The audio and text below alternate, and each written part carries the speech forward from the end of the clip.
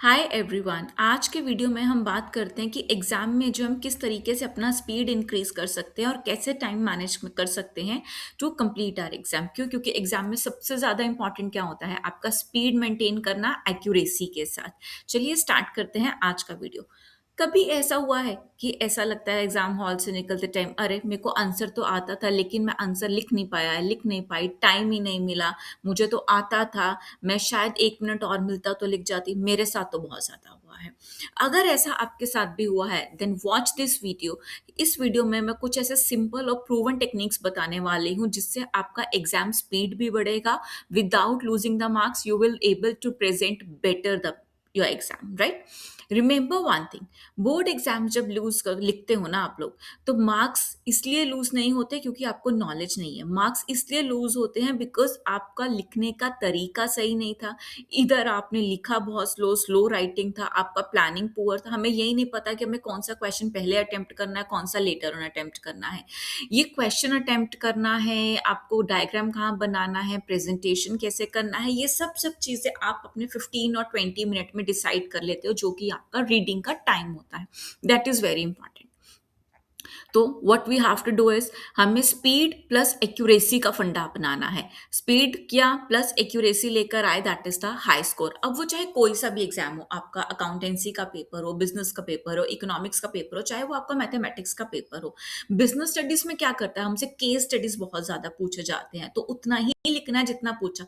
उसने अगर पूछा है नेम द कॉन्सेप्ट, तो कॉन्सेप्ट लिख कर आना है, दैट्स इट। उससे ज्यादा नहीं लिखना। स्पीड मेंटेन करके रखनी है पूरे एग्जाम में। ऐसा नहीं पहले धीरे धीरे लिख रहे हैं, आप अपना राइटिंग अच्छा बना रहे हैं और एट द एंड जाके आप एकदम स्पीड बढ़ा रहे हैं, वो नहीं करना। आपका all through out the exam speed same होना चाहिए और आपको पता होना चाहिए कि आपका एक्यूरेट कहाँ पे है, तो उतना ही करना है। याद रखो, नॉलेज आपको मार्क्स उतना नहीं देगा। नॉलेज जरूरी है लेकिन नॉलेज के साथ साथ आपका प्रेजेंटेशन कैसा है, स्पीड कैसा है, that will give you the marks. अब अकाउंटेंसी के एग्जाम में आपने टी फॉर्मेट अकाउंट बना दिया, लेकिन वहाँ पे आपने ओवर राइटिंग कर दिया, एग्जामिनर को डेट क्लियर नहीं है, अमाउंट्स में ओवर राइटिंग है, वो एग्जाम पता नहीं कर पा रहा है, 0 लिखा है या 8 लिखा है, तो वहाँ पे आपका प्रॉब्लम है। तो that are the biggest mistakes. अब कुछ ऐसे मिस्टेक्स है जो हम स्टूडेंट्स एज अ करते हैं, तो क्या क्या करते हैं, आंसर्स लिखने बैठ जाते हैं टेक्स्ट बुक की तरह। क्वेश्चन में वो हमसे पूछ रहा है कि लॉ ऑफ डिमांड क्या होता है, हम पूरा का पूरा पेपर लेके बैठ जाते हैं। अरे देखो तो सही कि कितने मार्क्स का एग्जाम है, 3 मार्क्स का एग्जाम है, ठीक है। लॉ ऑफ डिमांड पूछा है, डेफिनेशन लिखो, डायग्राम बना दो, छोटा स्केड्यूल बना दो, you are done with it. Maximum क्या लिखो, उसमें आप एग्जाम्पल लिख दो। जरूरत से ज्यादा लिखने की नीड नहीं है, टेक्स्ट बुक्स की तरह आंसर नहीं लिखना है। सेकंड मिस्टेक क्या करते हैं, बहुत ज्यादा सोचते हैं राइटिंग करने से पहले। एग्जाम लिखना है लेकिन लिखने से पहले इतना ज्यादा सोचते हैं, अरे क्या लिखें कैसे, अरे नहीं, जो आपके माइंड में है उस समय आप लिख दो, बिकॉज सोचने बैठोगे तो टाइम निकल जाएगा, टाइम निकल जाएगा, पेपर आपका एंड हो जाएगा। सो वो काम हमें नहीं करना। हर क्वेश्चन पे इक्वल टाइम देना है। 1 मिनट का क्वेश्चन है तो आप अपना, सॉरी, अगर 1 मार्क का क्वेश्चन है तो आप उस पर 1 मिनट स्पेंड करो। 6 मार्क का क्वेश्चन है, हाँ अकाउंट्स में आपका 6 मार्क का क्वेश्चन है तो आपका अराउंड 10 मिनट्स ले जाता है, बिकॉज वहां पे हमें कैलकुलेशंस भी करना है, अकाउंट से ही पोस्टिंग भी करना है। सो वहां पे आपको करना है। हमें परफेक्शन बिल्कुल नहीं चाहिए, बस स्मार्ट राइटिंग चाहिए। और थ्योरेटिकल पेपर में तो खास करके कि एग्जामिनर देकर उसको लगे कि हाँ जी बहुत अच्छा एग्जाम लिखा, और वो आपको मार्क्स दे दे, और एक्यूरेट टू द पॉइंट ही आपको लिखना है। एक सच एग्जाम ट्रुथ का, करेक्ट और एवरेज आंसर जब आप टाइम पे लिखते हो ना, वो हमेशा आपका परफेक्ट आंसर बन जाता है। चाहे आपको परफेक्ट आता है या नहीं आता, बट उतना भी लिखा, दैट इज डन। ना, ऐसे कुछ टेक्निक्स पे आते हैं जो आपको फॉलो करना है वाइल अटेम्प्टिंग द एग्जाम। और आप अगर अभी तो देखो 24 फरवरी को अकाउंट्स का पेपर है, तो अभी still we have a week, 6 days अभी भी बाकी हैं हमारे पास एग्जाम के लिए। तो टेक्निक्स ऐसे बता रही हूँ, अपने जितने भी ऑफिशियल सैम्पल पेपर्स हैं, जब आप normal past year papers practice कर रहे हो, उनको उसी टेक्निक से फॉलो करो, सो दैट कि तुम्हारा एग्जाम तक जाने तक पूरा का पूरा तैयारी अच्छे से हो जाए, राइट? टेक्निक 1 क्या है कि टाइम डिवीजन स्ट्रैटेजी। आप अपना टाइम डिवाइड कर लो, जैसे हमने पहले भी बात किया, हर वर्ड लिखने से पहले आपका डिवाइड होना चाहिए। मैंने क्वेश्चन स्टार्ट किया, हाँ जी 10:15 पे मैंने क्वेश्चन स्टार्ट किया है, सो 10:20 तक मेरा ये क्वेश्चन हो जाना चाहिए। अगर नहीं हुआ so I will skip the the question then and there और फिर मैं क्या करूँगी उसके आगे बढ़ जाऊँगी। क्यों?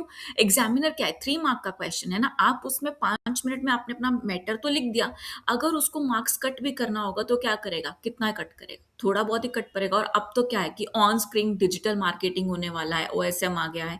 सो कंप्यूटर वो चेक करता है कि कितने मार्क्स आपको उस स्टेप तक मिलने चाहिए। स्टेप वाइज़ आपका मार्क्स डिवाइड होंगे।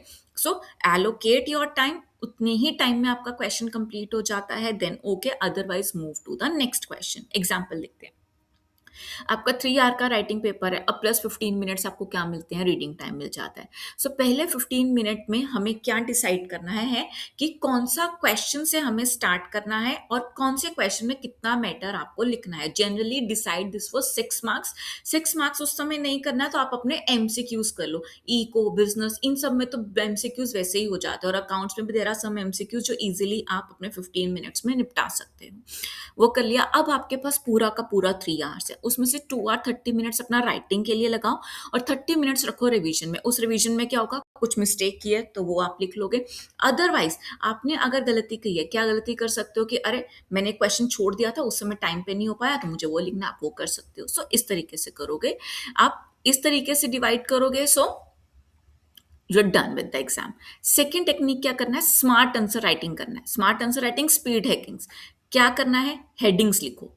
जैसे आपसे क्वेश्चन पूछा गया यूटिलाइजेशन ऑफ सिक्योरिटीज प्रीमियम, तो आप हेडिंग लिख दो। सपोज 3 मार्क का क्वेश्चन आया, buy back of shares, heading लिख दिया, 2 लाइंस छोड़ दिया।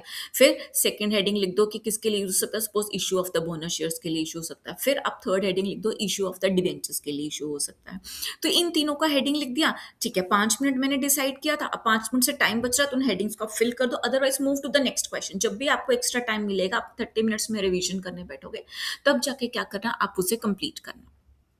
अंडरलाइन करो कीवर्ड, जैसे मैंने बायबैक ऑफ शेयर्स लिखा, वहीं पे आप अंडरलाइन कर दो।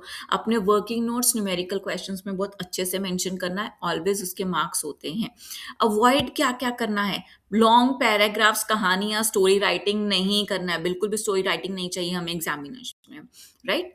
अब technique 3, practice with the timer. ये मैंने आपको पहले भी बताया, वॉच पे अपना टाइम लगाओ कि इतना टाइम से मैंने स्टार्ट किया, इतने में मेरे को खत्म कर देना है। अपने प्रीवियस पेपर्स उठाओ, अपना टाइमर लगाओ और अपने प्रैक्टिस करने क्वेश्चन शुरू कर दो। एकदम से 30 मिनट का एग्जाम प्रैक्टिस नहीं हो रहा, पहले 10 मिनट्स लेकर 6 मार्क के क्वेश्चंस प्रैक्टिस कर लो। सेकंड डे पे आप 3 मार्क के क्वेश्चंस प्रैक्टिस कर लो and then start with the full exam preparation on the third day. Till 23rd तक आपका एग्जाम हो जाएगा। नेक्स्ट टेक्निक हम क्या कर सकते हैं, क्वेश्चन सिलेक्शन स्ट्रैटेजी। ये भी हमने ऑलरेडी डिस्कस किया है। सिलेक्ट करना है कि कौन सा क्वेश्चन मुझे पहले अटेम्प्ट करना है। जो क्वेश्चन मेरे को लगता है कि टाइम कंज्यूमिंग है, मुझे अटेम्प्ट नहीं करना, उसको बिल्कुल छोड़ दो, उसको एंड के लिए छोड़ो। इनिशियली अगर वो क्वेश्चन अटेम्प्ट करोगे ना तो आपका टाइम वेस्ट होगा। फॉर एग्जाम्पल, अगर बैलेंस शीट बना, चल 11th में आपने देखा होगा कि क्लास 11th में हमें बैलेंस शीट बनाने के लिए आता है हमारे फाइनल अकाउंट्स के अंदर। उसमें हम लोग सबसे बड़ी मिस्टेक क्या करते हैं ना कि बैलेंस शीट टैली नहीं होता है और फिर हम क्या करते हैं, उसी क्वेश्चन पे बैठे थे, बैलेंस शीट टैली नहीं हुआ, कहाँ गलती हुआ, कहाँ गलती हुआ।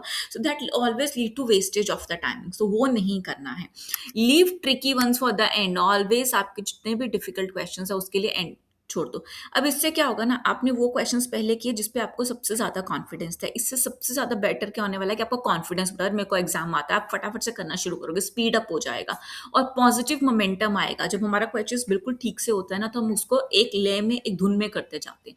तो वही चीज करनी है, उसे नहीं छोड़ना है। मेंटल स्पीड कंट्रोल रखना है, अपने मेंटल लेवल को बिल्कुल भी डिस्टर्ब नहीं होने देना। अगर स्पीड स्लो हो रही है तो आपके राइटिंग की वजह से नहीं, आपके सोचने की वजह से हो रही है, आपके डर की वजह से हो रही है, फियर की वजह से हो रही है।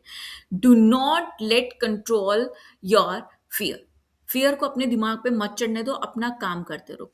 टेक अ डीप ब्रेथ, पानी पियो, पैनिक नहीं करना है। सबका सेम पेपर है, आपको कोई मुश्किल पेपर नहीं है। और पेपर ऐसा भी नहीं आता कि बिल्कुल ही आउट ऑफ द सिलेबस आ जाए। पेपर हमेशा सिलेबस से ही आता है। अगर कुछ ऐसा आ गया है तो CBSE will always look out for the exam. So keep your mind काम, फास्ट राइटिंग करना है। और कुछ फाइनल चेकलिस्ट जो ध्यान में रखना, अपने पेन्स कैरी करना, एक्स्ट्रा पेन, वहां पे पेन नहीं मांग सकते किसी से।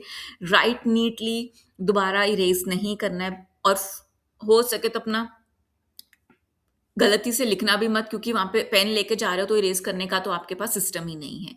अपना टाइम स्ट्रिक्टली फॉलो करना है, स्पेस करना है हर क्वेश्चन को, अगर क्वेश्चन कंप्लीट कर लिया उसके बाद अपना स्पेस छोड़ना, तो ये चीज़ आपको ध्यान में रखनी है। ध्यान रखना, स्पीड एक ऐसी स्किल है जिसकी वजह से आप अपने एग्जाम को क्रैक करोगे। आज से प्रैक्टिस करना शुरू, प्रॉमिस करो कल आप एग्जाम हॉल से एक स्माइल की तरह आओगे।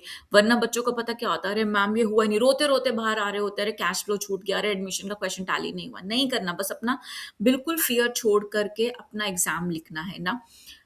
अगर आपको ये वीडियो पसंद आई है तो please like this video, share with your friends, subscribe for all exam oriented question. See you in the next video, till then practice smart and not hard. Thank you so much.